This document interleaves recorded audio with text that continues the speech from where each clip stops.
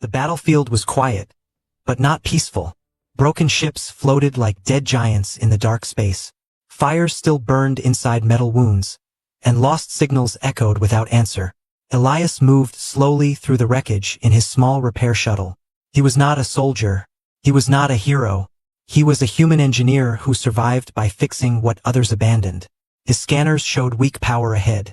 Not a weapon signal, not a distress call. Just a fading royal energy code that should not exist here. Elias frowned and guided his shuttle closer. What he saw made his hands freeze. A massive alien flagship, cracked open like a broken crown, drifted without control. This is impossible, he whispered to himself. Royal ships never fell alone. And when they did, survivors did not remain unprotected. He docked carefully and stepped inside using his suit light. The corridor walls were burned black. Elite guards lay silent on the floor, their armor split by precision fire. At the center chamber, Elias saw it. A tall figure collapsed against a command pillar. Golden armor, royal markings, and a helmet split open at the side. His breath caught. This was the queen of the Aurelian Empire. Even humans knew the rule. Touching alien royalty without permission meant death. Life support alarms blinked weakly on her helmet. Air leaking, power failing, heart rate unstable. Elias checked his timer. She had minutes, maybe less. He stepped back, fear shaking his body. If he left, she would die. If he helped, he would be executed. This is not my war, he said quietly. But his hands were already moving. Elias opened his tool pack. Human tools were simple, not elegant. Wires, sealant foam, patch plates, and emergency power cells. He worked fast, ignoring the royal symbols, ignoring the laws written in blood. The helmet crack was too complex for a full repair, so he adapted. He rerouted the airflow, sealed the break with layered polymer, then linked a human battery directly to the alien system. The helmet hummed. Life support stabilized. The queen's breathing slowed. Elias stepped back, heart pounding. He had just committed a crime across an entire empire. At that moment, distant footsteps echoed through the ship. Elite guards, still alive, returning. Elias looked around. No escape, no hiding. The queen's fingers moved slightly. Then her eyes opened behind the glowing visor. She looked at him, not with anger, not with fear, but with confusion. A human knelt before her, holding broken royal armor in his hands. Before anything could be said, weapons powered up behind him. Step away from the queen. A voice roared. Elias raised his hands slowly. I repaired her helmet, he said calmly. She was dying. Energy cuffs locked around his wrists. Guards dragged him back as medics rushed forward. The queen sat up fully now, her helmet system stable, stronger than before. She touched the repaired section and paused. Who is he? She asked, her voice firm. A human scavenger, a guard replied. Execution pending. The queen looked at Elias again, long and carefully. Her eyes narrowed, not in anger, but thought. Delay it, she said. The guards froze. No one questioned a royal command. As Elias was taken away, he realized something important. He had not saved a queen. He had changed a future. And far away, human space would soon feel the echo of this small act. If you enjoy deep sci-fi stories where simple humans change powerful worlds, please consider subscribing to this channel and becoming part of the journey. The queen watched the human disappear into the corridor. And for the first time in her reign, she wondered what kind of species fixes instead of conquers. Elias was dragged through the silent halls of the flagship. His boots barely touching the floor. The energy cuffs around his wrists burned with every movement. Alien guards surrounded him, weapons ready, eyes cold and unforgiving. He did not resist. Humans learned long ago that panic solved nothing. The corridor opened into a vast judgment chamber. Tall pillars glowed with ancient symbols. This was not a court of debate. This was a place where decisions ended lives. Elias was thrown to his knees at the center platform. The cuffs locked him in place, forcing his head down. Above him, members of the Royal Council appeared one by one, their forms tall, armored, and distant. A voice echoed through the chamber. State the crime. A guard stepped forward. The human touched royal armor without command, altered the queen's helmet, and contaminated sacred systems. A low murmur spread across the council. Some expressed anger. Others showed clear disgust. Elias finally looked up. Dozens of alien eyes stared down at him. To them, he was weak, small, temporary. The punishment, another voice said, is immediate execution. Elias closed his eyes for a brief moment, not in fear, but in acceptance. He had made his choice in the wreckage. Before you end him, a calm voice interrupted. The chamber froze. The Queen entered slowly, supported by royal medics. Her repaired helmet gleamed softly, the patched section clearly visible. Every council member bowed. Every guard lowered their weapon. Elias felt the weight of her presence before he saw her. Bring him closer, the Queen ordered. The cuffs unlocked just enough for him to stand. He was pushed forward until he stood beneath her platform. You, the Queen said, her voice steady. Why did you repair my helmet? Elias swallowed. Because it was broken, he replied simply. A ripple of mockery moved through the council. The Queen raised one finger, and silence returned instantly. You knew the law? She continued. You knew the risk? Yes, Elias answered. I did. Then why? She asked. Elias took a slow breath. Where I come from, broken things are not ignored. If we can fix them, we do. The council reacted sharply. One member stepped forward angrily. This human dares judge royal fate with primitive logic. The Queen did not look away from Elias. You altered my life systems, she said. They function better now than before. Elias nodded. Your original design was perfect for control, he said carefully, but not for damage. So I gave it flexibility. That word caused unease. Flexibility was not admired in the Empire. The Queen lifted her hand and touched the repaired section of her helmet again. It saved me, she said, and it embarrassed those who failed. Several council members shifted uncomfortably. This human's action exposed weakness. One counselor argued. He must be removed. Elias felt the air grow heavy. Execution loomed again. The Queen turned slowly, her gaze sharp. He is not a weapon, she said. He is not an enemy. He is a variable. That word carried danger. I claim responsibility, she continued. If he is guilty, then I accept the outcome. Gasps echoed through the chamber. No ruler said such things lightly. The Queen stepped closer to the edge of the platform, looking directly at Elias. You repaired my helmet without permission, she said quietly. That is true. Then she leaned closer. And yet, you did not try to escape. I didn't, Elias said. If you died, nothing I did would matter. For a long moment the Queen said nothing. Then she turned back to the council. The execution is suspended, she declared. The human will remain under my authority. What purpose does he serve? A council member demanded. The Queen answered without hesitation. The same one he already proved. He fixes what others fear to touch. Elias felt the cuffs fully unlock. But freedom did not come. Two guards moved to his sides, not to drag him away, but to escort him. As he was led from the chamber, Elias realized the truth.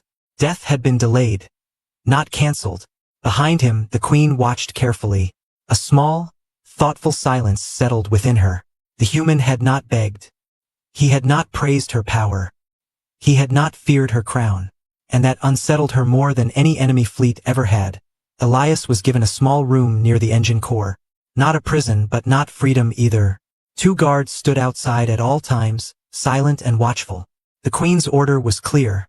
The human would remain close. Within hours, officers began bringing broken systems to him. First, it was a test. A damaged sensor array that alien engineers had failed to restore. Elias studied it quietly.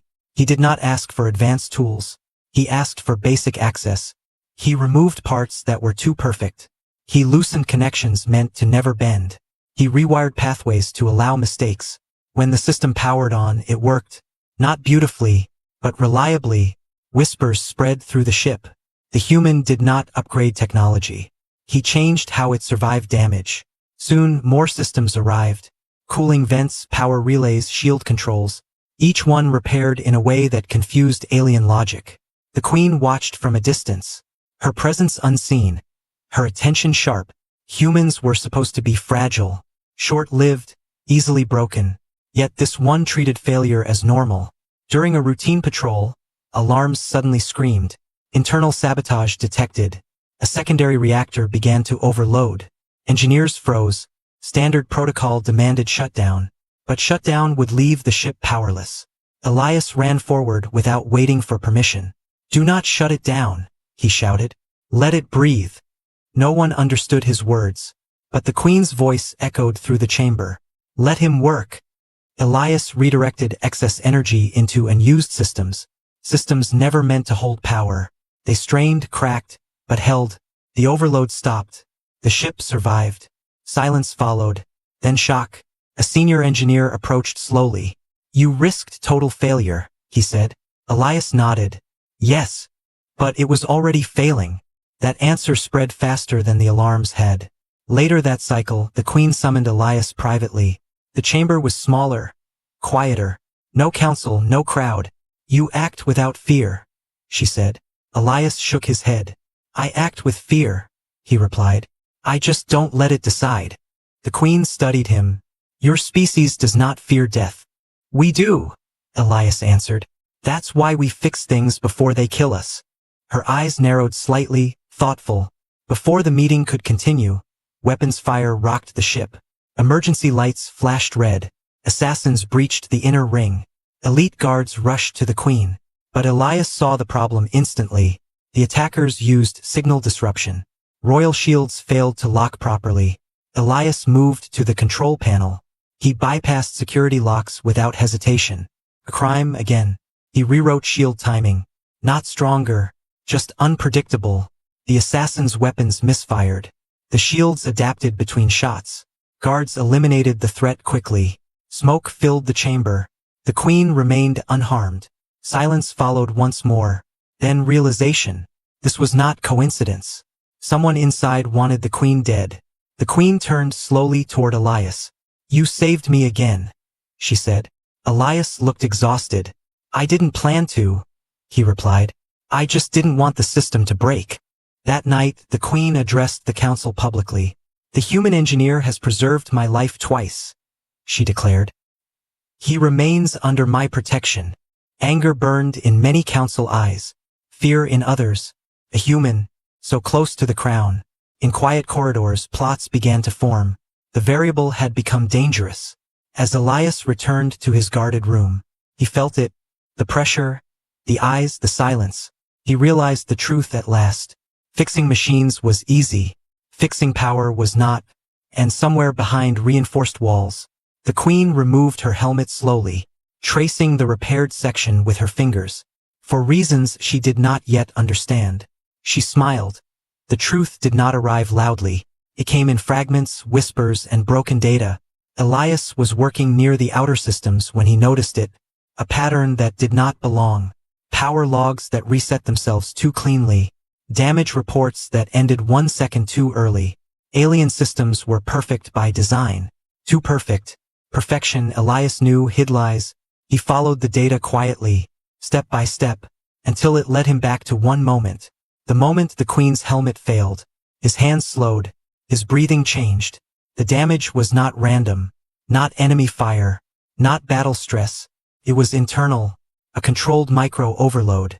Precise. Elegant. Invisible. Designed to look like war damage. Elias leaned back slowly. Someone had wanted the Queen dead. Before he could think further, guards appeared. Not rushing. Not aggressive. Too calm. "The Queen requests your presence," one said. The private chamber felt different now. Heavier. The Queen stood alone. Helmet off. Crown lights dimmed. "You found it," she said before he spoke. Elias hesitated. Then nodded. "Yes." The helmet was sabotaged. Silence filled the room. Not shock. Acceptance. "They tried to remove me without a war," the Queen said. "A clean ending." Elias clenched his jaw. "And my repair ruined it." "Yes," she replied. "You repaired more than armor." She walked closer. Her voice lower now. "The Council fears change," she continued. "And humans represent it." Elias exhaled slowly.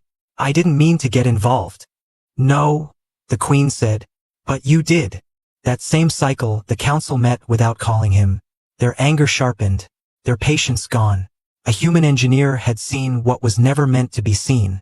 Orders were written, quiet ones, final ones. Elias felt it before it happened. The guards outside his room changed. New armor, new weapons, no conversation. When they moved him, it was not toward a work site. It was toward the inner hall.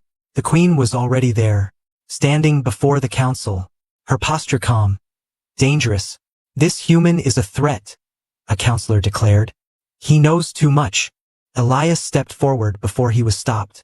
I didn't come to expose anyone, he said. I just fixed what was broken. The queen raised one hand. Silence returned instantly. He stays, she said, and he will stand beside me. Shock rippled through the hall. Beside you? Another counselor repeated sharply. The queen turned slightly toward Elias, her eyes sharp, unreadable.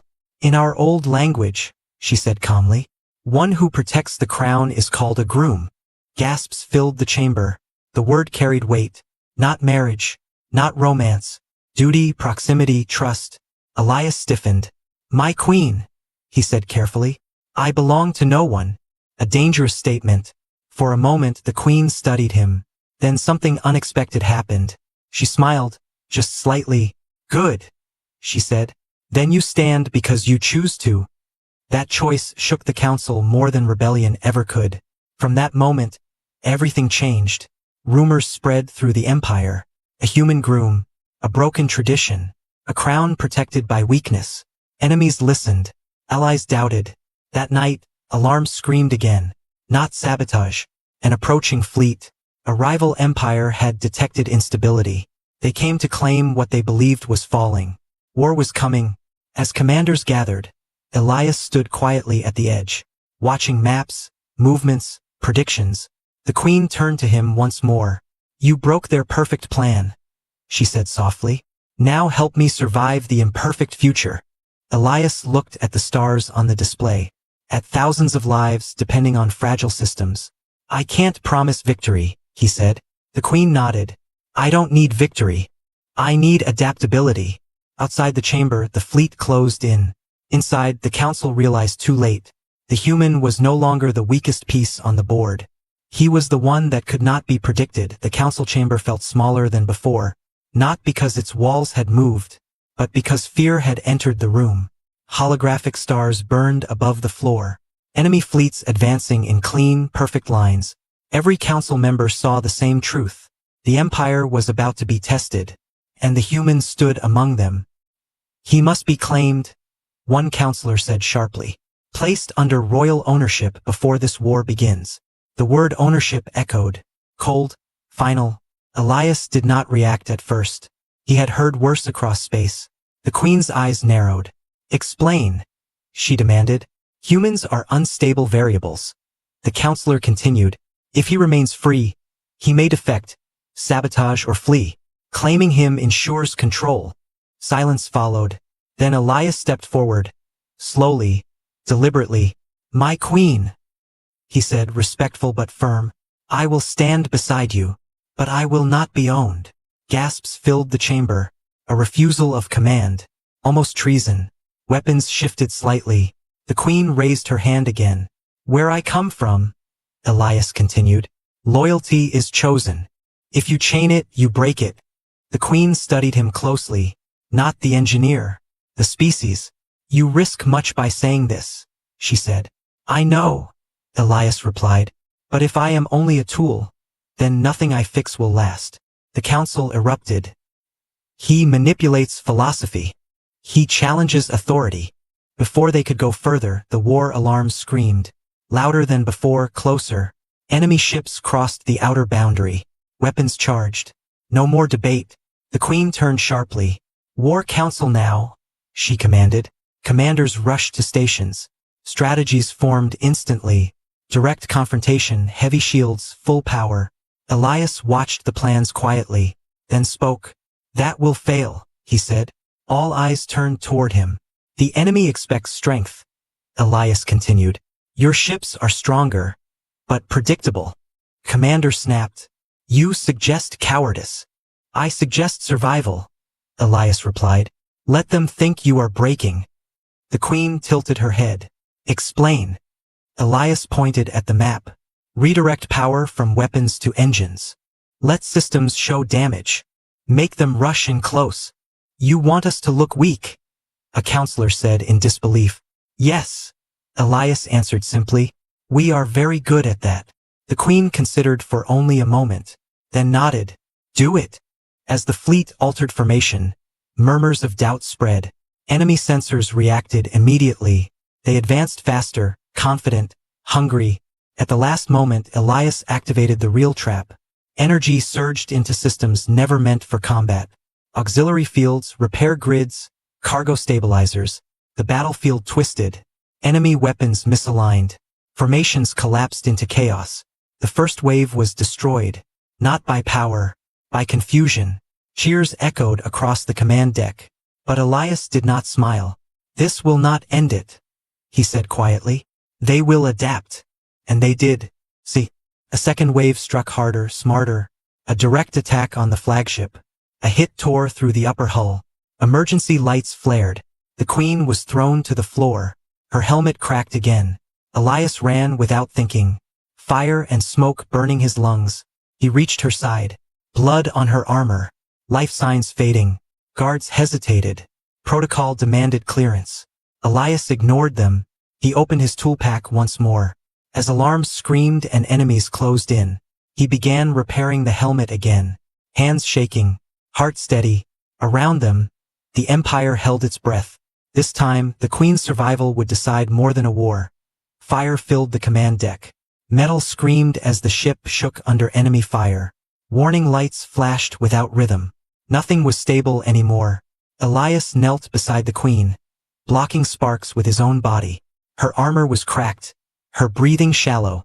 The helmet seal was failing fast. Move away, a guard shouted. The hull is collapsing. Elias did not move. If I stop now, she dies, he said, voice steady. He pulled wires from the broken helmet and connected them to his portable cell. The power was weak, barely enough. Around them, the battle turned brutal. Enemy ships adapted faster than expected. They changed formations, rotated frequencies, pushed closer. Human tactics had surprised them, but surprise never lasted forever. On the main display, Allied ships began to fall. One by one, signals vanished. The commander shouted, "We are losing the outer ring." Elias sealed the last crack in the helmet and activated emergency flow. The Queen gasped sharply, then breathed again. "She's stable," Elias said, "but she cannot fight." The Queen's eyes opened slowly behind the visor. She saw the burning deck, the collapsing map, and she understood. "Help him up," she ordered weakly. Guards lifted Elias to his feet.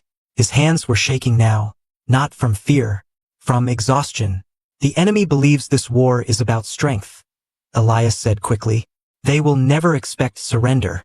The council hesitated. "Surrender is extinction," one replied. "Not real surrender," Elias answered. "A human one." The Queen turned her head slightly toward him. "Explain," she said. Elias pointed at the damaged ships on the screen.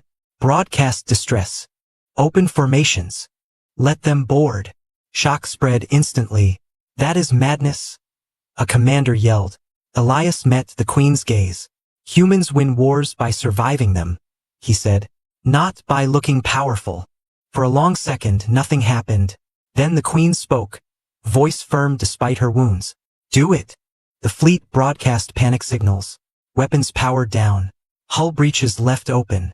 Enemy commanders reacted exactly as Elias predicted. They rushed forward to claim victory, to capture the Queen alive. That was the moment everything changed.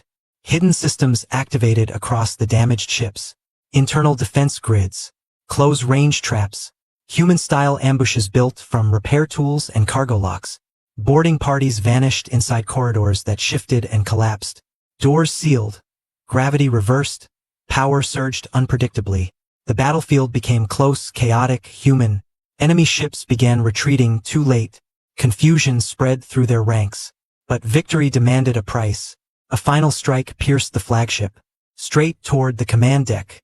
Guards moved instantly. Too late. The Queen was struck again. Thrown against the throne. Her helmet shattered completely this time. Silence fell. Even the alarms seemed to pause. Elias ran to her side, fear finally breaking through. Her eyes were open, but fading. No more power, he whispered, checking his tools. No more patches. The Queen looked at him and smiled, faint but certain. You kept your word, she said. You chose to stand. Elias shook his head. I didn't finish fixing it. You did, she replied softly. You fixed the future. Her life signs dropped sharply. Across the fleet, enemy ships began retreating fully. The war was ending, but the crown was falling. Elias pressed his hands against the broken helmet, refusing to stop. Humans don't quit, he said through clenched teeth. Around them the Empire watched. Not a groom, not a servant, but a human trying to save someone because she mattered. And in that moment no one knew if the Queen would live, or if humanity's greatest victory would also be its greatest loss. The command deck was silent now, not peaceful, waiting. Elias stayed on his knees beside the Queen, his hands pressed against the broken helmet. Blood, sparks, and shattered glass mixed beneath his fingers. Medical teams stood frozen. No protocol covered this. No law explained what a human was allowed to do at the edge of a crown. She is gone, one medic whispered. Elias shook his head slowly. No, he said. Not yet. He disconnected every safety rule, every limit written by alien engineers, and rebuilt the helmet's core one last time. Not as royal armor, not as sacred technology, but as a simple life support shell. He used emergency sealant, backup oxygen, and his own suit's power line. If it failed, he would fall with her. Minutes passed, each second heavy. Then the helmet flickered. Once, twice. A weak breath echoed inside the chamber. The Queen lived. A quiet sound spread through the deck. Not cheers. Relief. Her eyes opened slowly, unfocused at first, then clear. She saw Elias slumped beside her, exhausted, shaking, still holding the helmet together with his hands. You are very difficult to dismiss, she whispered. Elias laughed weakly. That's what broken systems say. Medical teams rushed forward now, stabilizing her, lifting her carefully. For the first time since the war began, the Queen was safe. Outside the flagship, enemy ships jumped to retreat. The war ended not with conquest, but confusion. Days later, the Empire gathered, not for judgment, for understanding. The Queen stood before the council once more, her helmet repaired again, this time openly marked with human work. This war showed us a truth, she said. Strength alone does not rule the future. She gestured toward Elias, standing freely, no guards beside him. This human was called a groom, she continued. Not as a mate, not as property. Murmurs filled the chamber.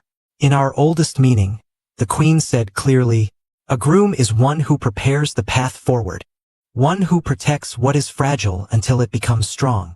She turned toward Elias. You repaired my helmet, she said. But more than that, you repaired how we see humanity. The council bowed, some in respect, some in surrender. The title was offered, not forced, not commanded. Elias accepted only one thing, partnership. Weeks later, human ships arrived, cautious and small, expecting threat. They found respect instead. Elias returned home not as a hero of war, but as a bridge. The story spread across stars, not of a human who conquered an empire, but of one who knelt in wreckage and chose to fix instead of flee. And when future rulers asked what changed the balance of the galaxy, the answer was simple: a broken helmet, a human engineer, and the courage to care. He did not rule the stars. He repaired them,